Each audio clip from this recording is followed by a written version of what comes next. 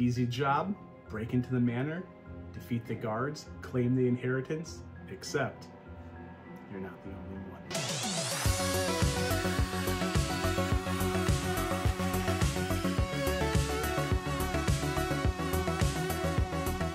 What's up guys, this is Tabletop Vibes, and today we are taking a look at Cypress Legacy by Cypress Inheritance. Jason, what do you think?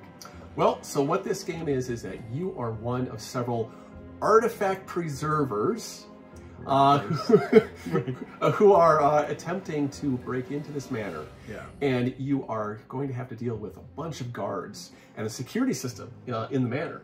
Yes, AI. Yeah. Luckily, there is plenty of weapons and assets and a lot of cool gadgets all laying around for you to collect. And so then you'll use these items and you are going to go try to find the various inheritance that are scattered throughout the manor before your fellow teammates or compatriots, competitors, fellow robbers, fellow artifacts, yes, fellow helpers, do so as well, and then escape with their loot to lock everybody else in that manor. Forever. Which there's no escape. Not at all. Yeah, I think what's really cool about it is that it's like you're battling everybody else. You're in this like race mentality to collect the inheritances before everybody else does. And the cool part is there's PvP, which is player versus player, combat. So normally a lot of these PvP elements are kind of like the tacked on element, but this is an absolute must. Yeah, I think it's centered around this. Think of like King of the Hill, but horizontally, and you're all trying to pull each other while you push yourself ahead.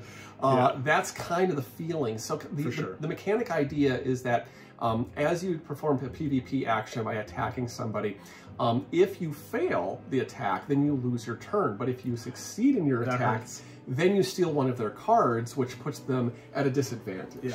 It could be multiple different cards that you're stealing.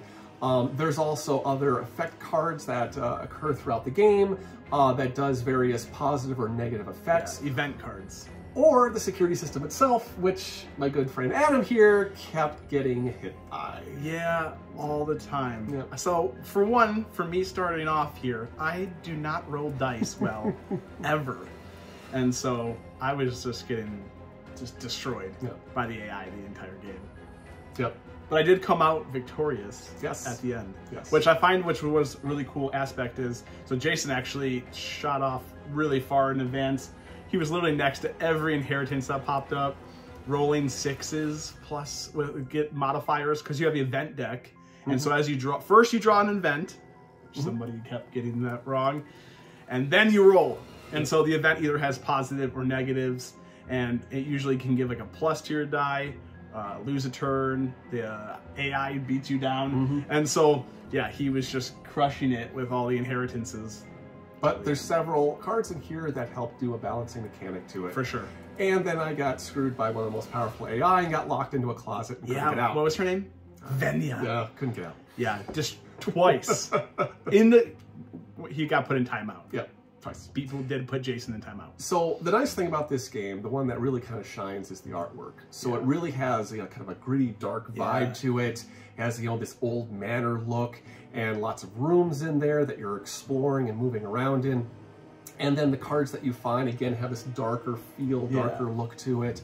And then as you're going through the game, when you get your first inheritant, then you get your first skill card, which is something we missed. Yeah, we definitely did miss that the first bout. We were like, oh man, how do we get skill cards? And then literally one of the tips on the book says, draw a skill card. So the nice thing with the skill cards is that it kind of helps alleviate the linearity of what each character is going to do.